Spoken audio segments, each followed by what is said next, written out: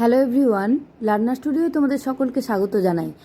আজকের এই ভিডিওতে আমি ক্লাস 4-এর অঙ্ক অনুশীলন বইয়ের 106 পৃষ্ঠার সমাধানগুলো করে দেখাবো।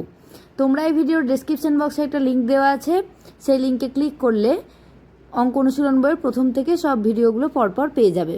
চলো আজকের ভিডিও শুরু করি। আজকের এই প্রশ্নপত্র 19-এ আমরা শিখব গড় ও গড় নির্ণয়। তোমরা 105 পৃষ্ঠার উদাহরণগুলো একটু দেখে নেবে, তাহলে অঙ্কগুলো করতে বা বুঝতে তোমাদের সুবিধা হবে। একের কয়ের দাগে আছে 0, 2, 4, 6 সংখ্যাগুলির গড় কত।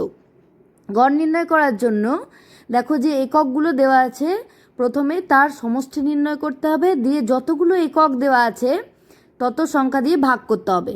মানে 0 যোগ 2 যোগ 4 যোগ 6 করলাম, তাহলে যেটা হলো সেটা এবার মোট কটা একক দেওয়া আছে, 1, 2, 3, 4টে, 4 দিয়ে ভাগ করতে হবে। তাহলে 12কে 4 দিয়ে ভাগ করলে হবে 3।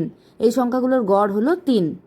কয়ের দাগে আছে 5 টাকা, 15 টাকা, 3 টাকা 40 পয়সার গড় কত। দেখো দুটো টাকা আছে, 5 টাকা 15 টাকা, আর 3 টাকাটা আছে 40 পয়সা, টাকা পয়সায় আছে।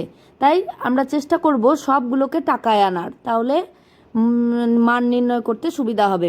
3 টাকা 40 পয়সাকে টাকায় আনতে গেলে হবে 3.40 টাকা।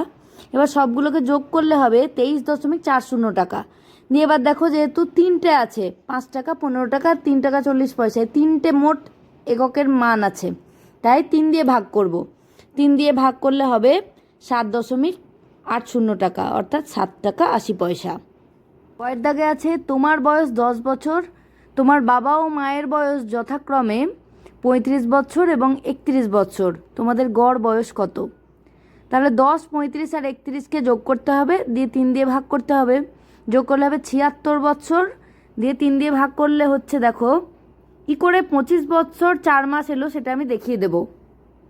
76কে 3 দিয়ে ভাগ করলাম, 76টা যেহেতু বৎসর তাই ভাগফলটা হবে বৎসরে, 25 বছর হলো। ভাগশেষ থাকলো যেটা 1, সেটাও কিন্তু মানে 1 বৎসর। তাহলে 1 বছর সমান 12 মাস, মানে 1 বছরটাকেও কিন্তু 3 দিয়ে ভাগ করতে হবে। তাই 1 বছর সমান 12 মাস, এটা করে নিলাম।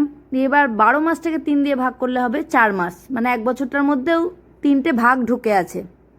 তাই 12 মাসটাকে ভাগ করলে হচ্ছে 4 মাস, তাই 25 বছর 4 মাস হবে উত্তর। এরপর 2-এ শূন্যস্থান পূরণ করো। কয়ের দাগে আছে গড় মান গুণ এককের সংখ্যা। তাহলে গড় মানের সঙ্গে এককের সংখ্যা গুণ করলে হবে মান সমষ্টি। ক্ষয়ের দাগে আছে প্রথম 3টি পূর্ণ সংখ্যার গড় 1। 1 কীভাবে হচ্ছে, প্রথম 3টি পূর্ণ সংখ্যা হচ্ছে 0, 1 আর 2। তাহলে দেখো 0 যোগ 1 আর 2, তাহলে মোট 3টে সংখ্যা হচ্ছে, তাই 3 দিয়ে ভাগ করলে হবে 3 1কে 3 1।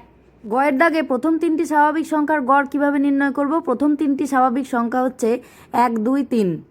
3 আর 2 5 আর 1 6, আর সংখ্যা কটা 3টে, তাই 6কে 3 দিয়ে ভাগ করলে হবে 2, তাই উত্তরটা হবে 2। ঘয়ের দাগে আছে যে কোনো 3টি ক্রমিক পূর্ণ সংখ্যার গড়, দেখো হবে মাঝের সংখ্যাটি। আগের দুটো দেখো ক্ষয়ের দাগ আর গয়ের দাগে দেখলেই তোমরা দেখতে পাবে গড় হচ্ছে সব মাঝের সংখ্যাটা। ক্রমিক বলতে বোঝানো হয় পরপর, তাই দেখো আগেরটাতেও হলো ক্ষয়ের দাগেরটা দেখো 0, 1, 2 এর গড় হলো 1, মাঝের সংখ্যাটা হলো। তারপর পরেরটাও দেখো 1, 2, 3, এই সংখ্যা 3টের গড় হলো 2, মাঝের সংখ্যাটা, তাই উত্তরটা হবে মাঝের সংখ্যাটি। আজকের ভিডিও এখানে শেষ করছি। ভালো লাগলে তোমরা অবশ্যই একটা লাইক আর শেয়ার করে দেবে, আর পরবর্তী ভিডিওর নোটিফিকেশান সবার আগে পাওয়ার জন্য চ্যানেলটাকে সাবস্ক্রাইব করে পাশে থাকা বেল আইকনটা প্রেস করে রাখবে। দেখা হবে নেক্সট ভিডিওয়। বাই।